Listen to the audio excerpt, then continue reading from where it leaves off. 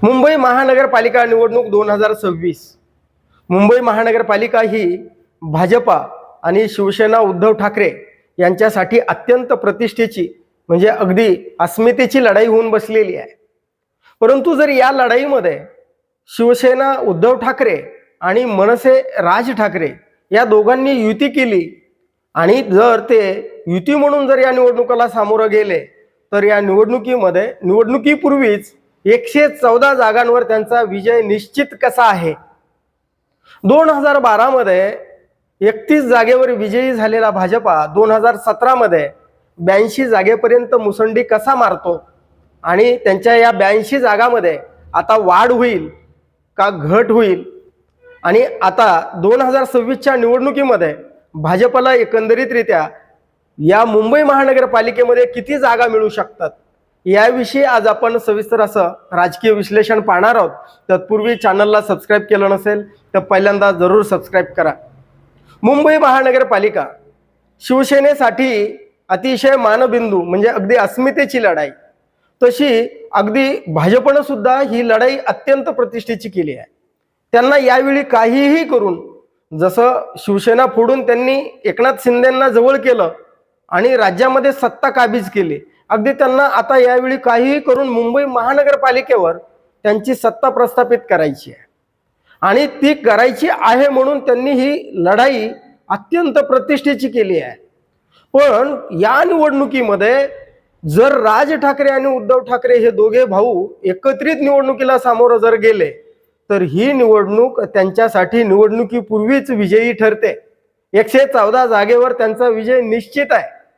तो कसा यासाठी आपल्याला अगोदर या मुंबई महानगरपालिकेच्या वार्डमध्ये कसा कसा प्रभाव आहे, मतदार कोणत्या वार्डमध्ये किंवा कोणत्या प्रभागामध्ये कोणत्या मतदारांचा प्रभाव आहे हे आपल्याला अगोदर पहिल्यांदा समजून घ्यावं लागेल। मुंबईमध्ये एकंदरीतरित्या 227 प्रभाग आहेत, म्हणजे 227 प्रभागामध्ये जवळजवळ 88 प्रभागामध्ये मुस्लिम मतदारांचा प्रभाव आहे आणि म्हणजे 88 जागावर मुस्लिम निर्णायक ठरतात।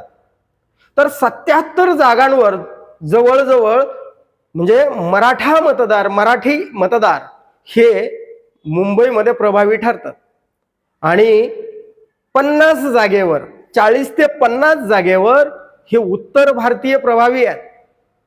आणि भाजपचं या लढाईमधलं मुख्य बळ जर कोणतं असेल तर ते उत्तर भारतीय आहेत, म्हणजे उत्तर भारतीय हिंदी आणि ती हिंदी भाषेची अस्मिता आणि हिंदुत्व या विषयावरच भाजपा या निवडणुकीला सामोरं जाणार आहे।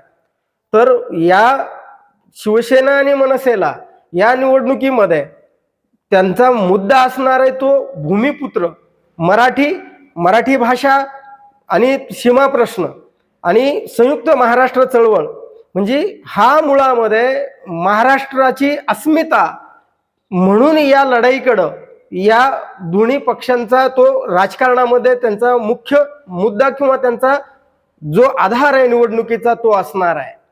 पण मग गेल्या निवडणुकीमध्ये 2012ला 31 जागा त्यांना निवडून आल्या होत्या भाजपच्या, पण आता 2017 मध्ये त्यांच्या 82 जागा झालेल्या होत्या आणि भाजपचा मुळामध्ये प्रभाव जो आहे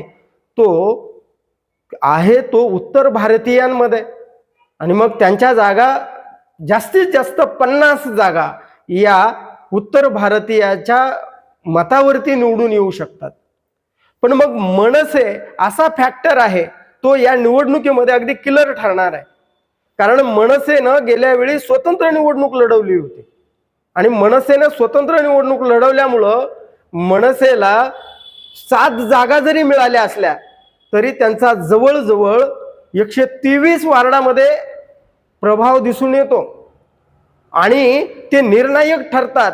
म्हणजे अगदी 2000 ते 10,000 मतांना जिथं भाजपा निवडून आलेला आहे त्या सगळ्या वार्डमध्ये म्हणजे जवळजवळ हे 30 वार्ड आहेत की त्या 30 वार्डामध्ये मनसे ही सरळ भाजपला डॅमेज करू शकते। आता म्हणजे भाजपच्या ज्या 2017 मध्ये 82 जागा निवडून आल्या त्यामध्ये मनसेचा वाटा हा जवळजवळ 30 जागांचा होता आणि मग उत्तर भारतीय आणि मनसेनं डॅमेज केल्यामुळं, म्हणजे मराठी माणसांचं मतदान स्प्लिट झाल्यामुळं, विभागणी झाल्यामुळे या मतदानाचा फायदा हा भाजपला झालेला होता.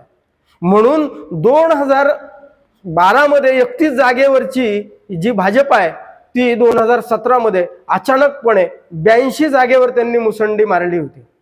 पण या निवडणुकीमध्ये जर आता मनसे आणि शिवसेना उद्धव ठाकरे हे दोन्ही पक्ष एकत्रित लढणार असतील तर या उद्धव ठाकरे यांच्या ज्या 84 जागा स्वतंत्र लढून आल्या होत्या त्या जागांमध्ये आणखी 30 जागांची भर सरळ सरळ पडू शकते. म्हणजे मनसेचा प्रभाव ज्या ज्या वार्डमध्ये आहे ते वार्ड आणि शिवसेनेचे वार्ड, म्हणजे शिवसेनेला मुख्यतः 2017 मध्ये मनसेमुळे डॅमेज झाला होता आणि मनसेमुळेच शिवसेना ही पिछाडीवर गेली होती मुंबईमध्ये.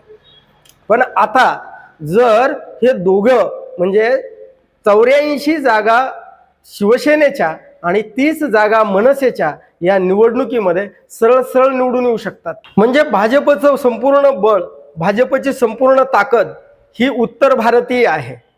आणि जर राज ठाकरे आणि उद्धव ठाकरे यांच्यामुळे जर मराठी मतांचं ध्रुवीकरण झालं आणि 88 वार्डमध्ये जे मुस्लिम मतदार आहेत त्या मुस्लिम मतदार हा मुळामध्येच भाजपचा विरोधी मानला जातो आणि त्या मतामध्ये जर कुठे ध्रुवीकरण मराठी माणसाचा आणि त्याला जर मुस्लिम मतदाराची जोड मिळाली तर ही राज ठाकरे आणि मनसे आणि अधिक शरद पवारांचा राष्ट्रवादी काँग्रेस पक्ष हे 3 पक्ष मिळून 150 जागेच्या वर जर विजय मिळाला तरी आश्चर्य वाटायला नको. आणि ज्या 82 जागा भाजपच्या आल्या आहेत, म्हणजे आता या निवडणुकीमध्ये भाजपला एकंदरीत किती जागा भेटू शकतात तर भाजपचा आकडा हा 52 जागा ते 60 जागेवर भाजपा या निवडणुकीमध्ये येऊ शकते. आणि एकनाथ शिंदेचा जो शिवसेना एकनाथ शिंदेची ती म्हणजे 7 ते 10 जागेवर विजय मिळू शकते. कारण असं आहे की आता जी मनसे आहे, मनसेचं जे मतदान आहे जिथे जिथे भाजपा विजयी झालेला आहे तिथे तिथे मनसेनं जास्तीचं मतदान घेतलेलं आहे आणि अनेक वार्डमध्ये 500, 2000 ते 10,000 मतानं भाजपा विजयी झालेला आहे आणि त्यापेक्षा जास्तीच्या मार्जिनची मतं ही मनसेनं घेतलेली आहेत. म्हणून या मनसेमुळे आता मनसे या निवडणुकीमध्ये नक्की किलर फॅक्टर ठरणार आणि शिवसेना, मनसे आणि राष्ट्रवादी काँग्रेस शरद पवार यांचा गट या मुंबई महानगरपालिकेमध्ये नक्की बाजी मारणार असं एकंदरीतरित्या चित्र दिसतंय. याविषयी तुमचं काय मत आहे? राज ठाकरे आणि उद्धव ठाकरे एकत्रित जर लढले तर त्यांचा आजच निवडणूक पूर्व 114 जागेंवर विजय निश्चित आहे. दुसरं म्हणजे भाजपचे जागा ज्या आहेत भाजपच्या त्या 52 ते 60 कशा येऊ शकतात आणि केवळ उत्तर भारतीयावर मदार असल्यामुळं त्यांना या निवडणुकीमध्ये कसा फटका बसू शकतो आणि एकनाथ शिंदे यांची जी मदत निवडणुकीमध्ये या भाजपला होणार आहे ती कशी तुटपुंजी ठरते याविषयी तुमचं काय मत आहे कमेंट करून जरूर सांगा. आणि हा व्हिडिओ जर आवडला तर लाईक आणि शेअर करायला विसरू नका. धन्यवाद. जय महाराष्ट्र.